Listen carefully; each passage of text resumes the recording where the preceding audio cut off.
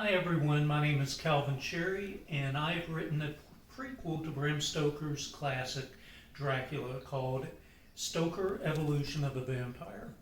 So in these past video blogs, I've been discussing the publication process. So today ends that segment of my video blogs, and I've saved, I guess, the best for last. A lot of people have asked me to talk about book signings, and since I've done so many of these over the past year and a half, I can consider myself very knowledgeable in the subject and can confidently express what works and what doesn't from my own experience. So first of all, people have asked how book signings work. So well in advance, I would call a bookstore, and out of calling many different types of bookstores, I've learned that the best ones are major bookstores like Barnes and Noble. I've contacted and set up book signings at mom and pop stores. There's really not enough foot traffic to warrant time at mom and pop stores, simply because you just don't get your money's worth, so to speak. I've also had book signings at like secondhand stores. Most people who go in there are not looking to actually buy a new book. They're looking to buy something used. So I've kind of learned to avoid those. So I pretty much stuck with major book retailer stores such as Barnes and Noble. But the way it works, you call them in advance and introduce yourself. If it is a local store, I would normally go there and show up in person and talk to the manager. But if it's a store out of state or one that I can't get to very easily, I would calling and introducing myself and explaining my book and the fact that I would like to hold a book signing is usually all it would take. They will in turn schedule a time period which works for you and the store, and they will advertise it. They will order your book. You show up, you hold your book signing, and whatever books don't sell, they could either keep there for several more weeks and you sign some copies to leave there. If they don't sell within a specified time frame, they'll send it back to the publisher. My first word of advice is, even though they advertise typically on their own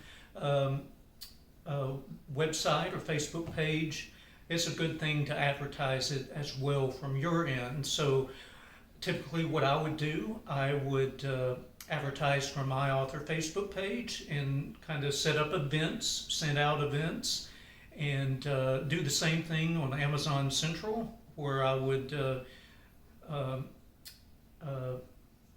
keep information out there in regards to things going on with my book and signings, and also Goodreads as well.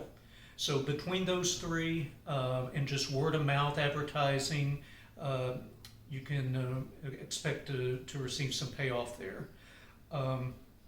The other thing that I would highly advise is to think about your table. And so usually the place where you would hold your book signing will supply a table, and you decorate it. So when I say decorate it, I'm talking about with my novel, I always carried a tablecloth similar to this, which kind of goes with my motif, along with a poster of the cover of my book, which I've got standing up here to my right. I would set up this kind of gothic looking candelabra and red candle, which has a flame, artificial flame that would flicker, in addition to something like this, a Bela Lugosi bobblehead, and I also ended up with a large vampire that kind of took place of the Bela Lugosi after some kids knocked it over several times, and super glue would only do so much. So, but those are ways that you can kind of, someone walking into the store, I would always ask to be set up in the front, as people would enter, and my table would kind of stand out between the vampire and the candle and poster. Something else that I would do, people really like bookmarks, so my publisher supplied these. In addition to sell sheets, which kind of looks like this. So it's a summary of your book, which would have a picture of the cover of your book, where it's available, and a little bit about you. So sell sheets are very good to hand out to those people who are interested in your book, but just for whatever reason not ready to make a purchase that day. So it took me several attempts to kind of get this table organized. I remember my very first signing, I didn't have anything but my books.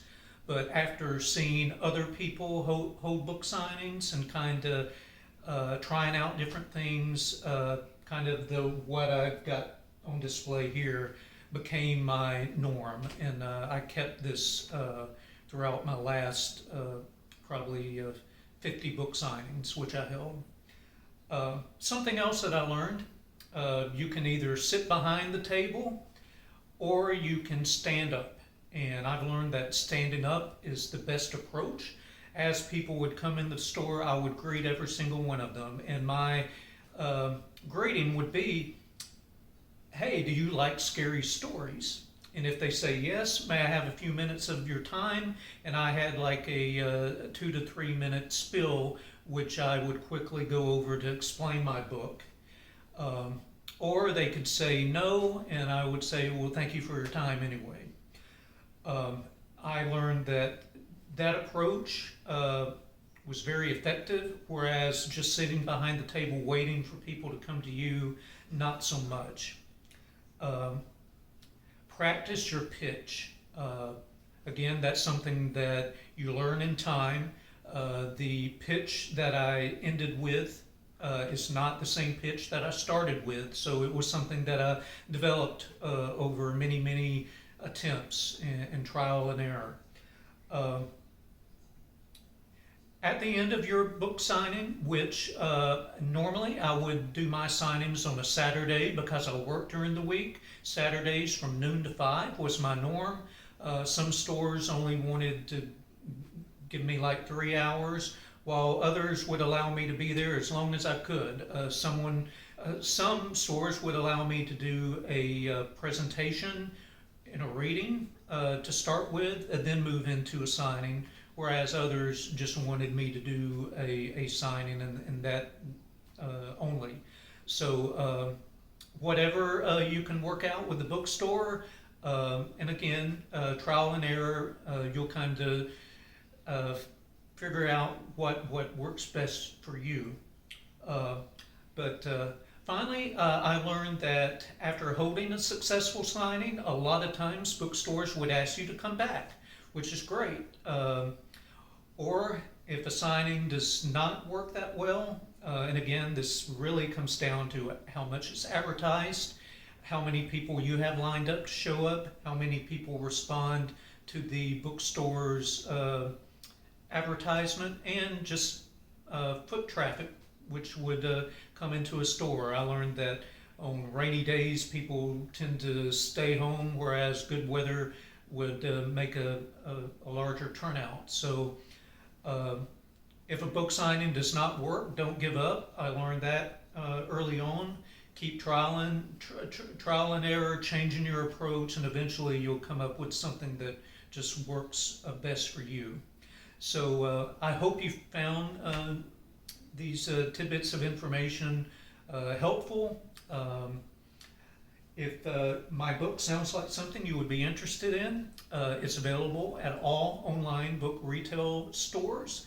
And if it's not in a brick and mortar store you visit, just ask them to order it for you and they'll be glad to do so. Also, if you would like to have an autographed copy, just private message me and I'll be more than happy to hook you up. Again, thank you for your time. Next week, I'll actually begin discussing locations in my novel and how I used these real locations to my advantage in my historical work of fiction. So thank you. I'll see you again next week. Goodbye.